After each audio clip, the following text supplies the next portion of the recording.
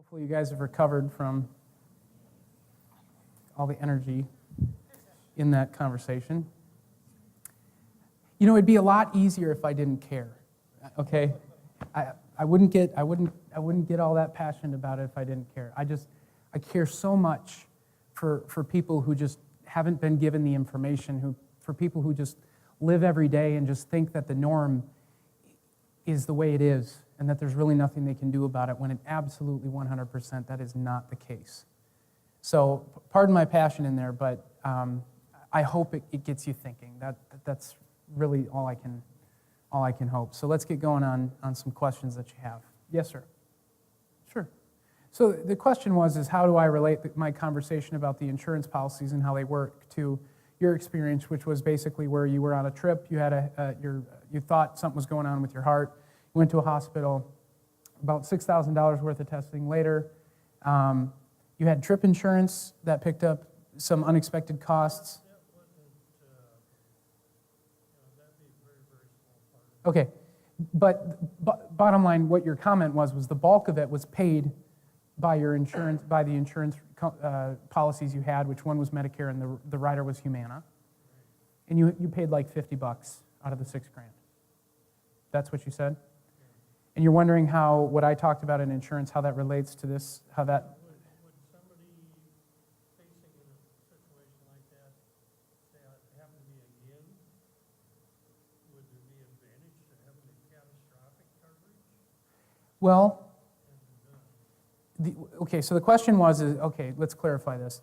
The question is would there have been an advantage for him to have had a catastrophic plan and be in the same situation versus to have had it paid for like it was and he only had to pay like $50 out of pocket?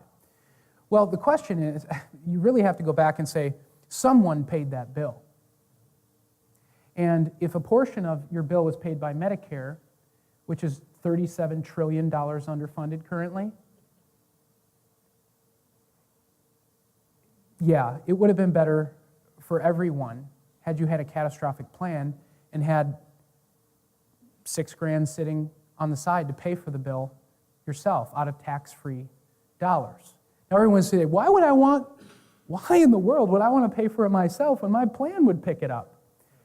Medicare ain't going to be there like it is in the future. And I'm not saying it's going to go away completely, but it sure as heck ain't going to be the way it is now. And the bottom line is if you're the only one responsible for your health, you better have funds saved up to get you care in the future. And a flex spending or a health savings account is the place where you can put the most potent dollars forward to save because you don't have to pay tax on those dollars.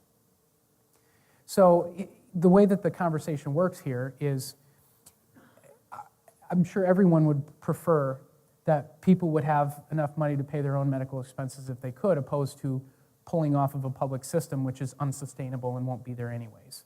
But I'm not saying that you pulled off of this system. Bottom line, you've got the insurance that's available for you, Medicare, that's great. It'd be one thing if Medicare was serving its purpose. It's simply not. It can't be sustained, and we can't depend on it to be there in the future.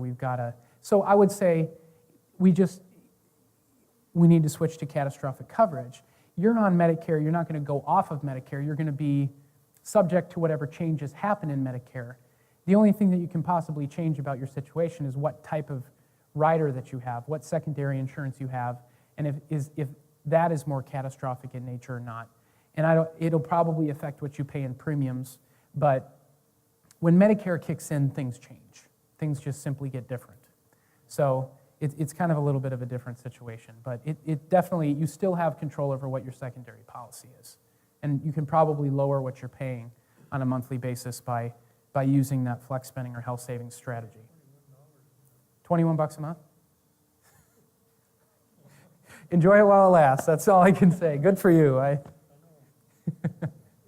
Yes. The comment was, with flexible spending accounts, there's a little bit of a catch-22 because the money that you put into a flexible spending account, you have to use every year or else it gets taken away from you, which is one of the most ridiculous things in the entire world, that it's your money and that it would be taken away if you don't use it.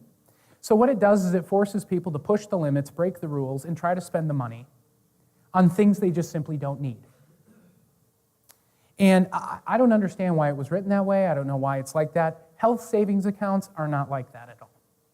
There's a limit to how much you can put in per year because it's tax-free dollars and the government doesn't want to lose their income tax proceeds. But a health savings account can build and build and build and build.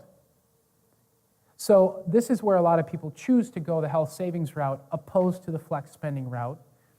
But some companies match flex spending accounts, where if you put $500 in, they're going to put $500 in, or they match a percentage. So sometimes they kind of tie you in to using the flex spending opposed to the health savings.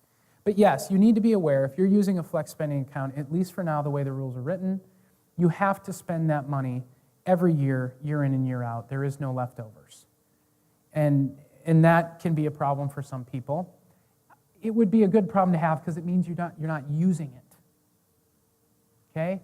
But I would recommend, if you have a flex spending account, to still have a health savings account over here that has money sitting in it that isn't jeopardized by being taken away because of how the rules are written within that plan. Get a health savings account, have enough money there to pay the highest possible deductible that you would have to pay if you get in trouble.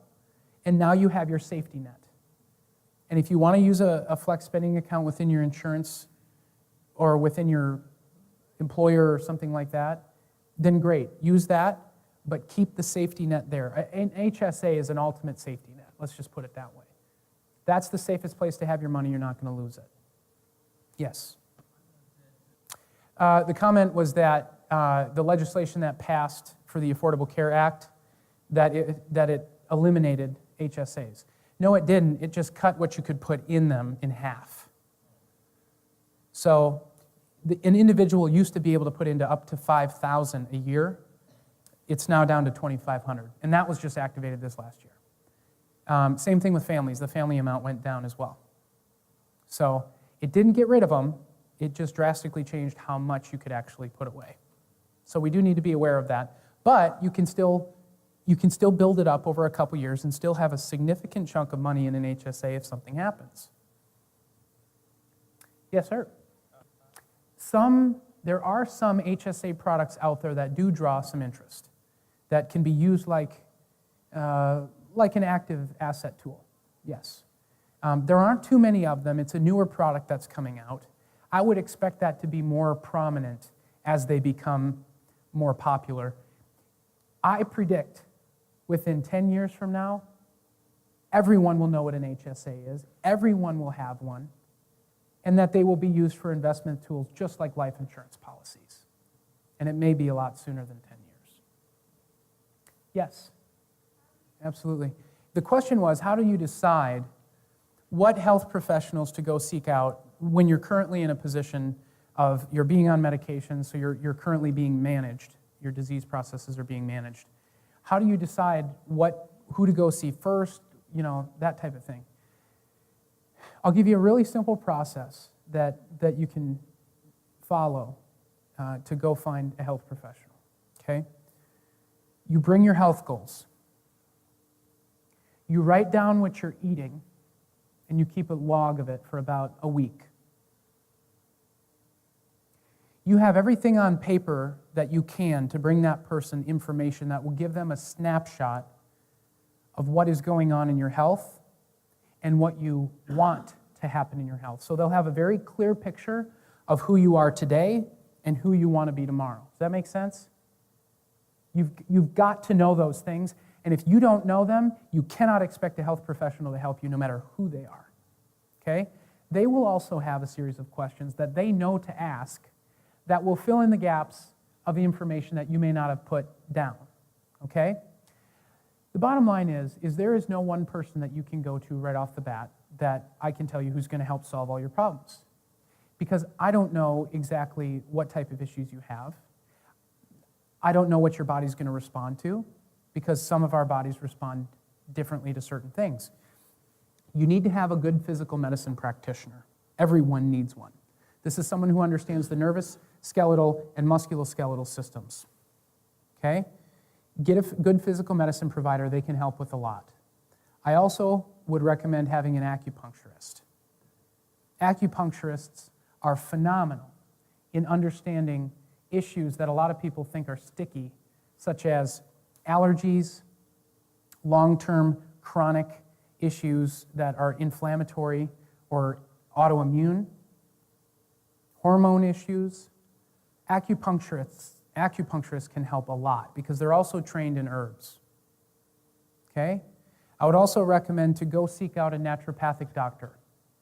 Be careful because naturopaths are reactive in nature as well. A lot of them are.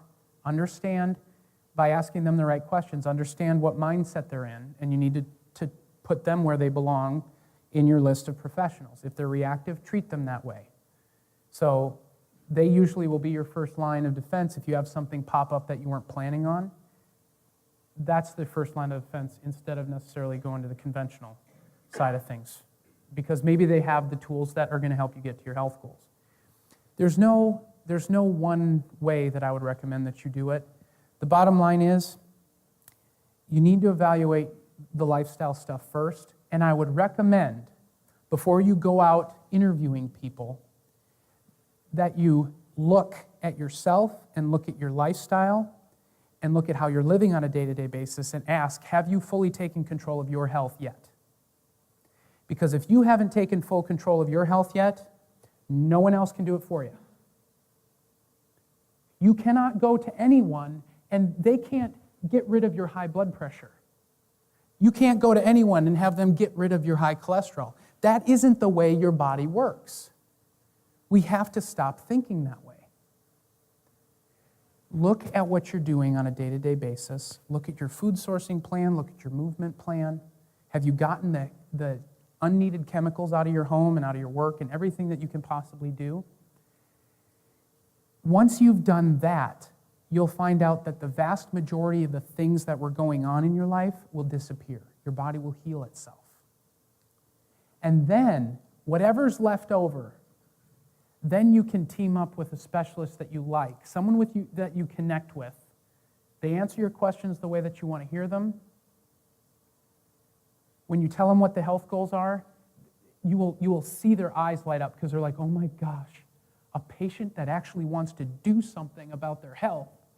You will stick out like a sore thumb. Because most people are like, oh, fix me.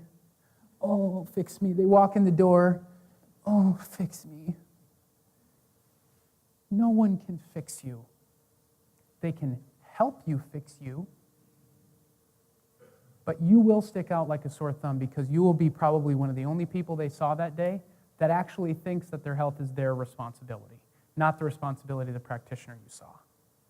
So change the mindset, make sure your lifestyle's in order first, because a lot of the things you're going to go see that person for can probably be corrected with your lifestyle, and have your stuff on paper, and then based on how they answer your questions, that's who you can seek out. But I would interview an herbalist, an acupuncturist, a physical medicine chiropractor, or like a maximized living chiropractor who focuses on lifestyle as well, and maybe have a medical doctor that's there for major problems if they come up. I guess that's how I would recommend doing it. And not everyone is going to peel away from their medical doctor that fast. And I'm not recommending you do. If you've been in a disease management process for a while, you may not peel away from your doctor right away. But you definitely do want to start seeing some of the others, because even complementary medicine works. So even if you're doing conventional medicine now and you start working some integrative therapies in, it will be better than just conventional. So yeah, don't just drop your medical doctor now, but definitely plan to put them in a different place than they have been for the past many years. I will be here for any additional questions that you may have, but I appreciate your attention, and I hope that you got something out of tonight. You guys have a safe drive home. Okay? Thank you.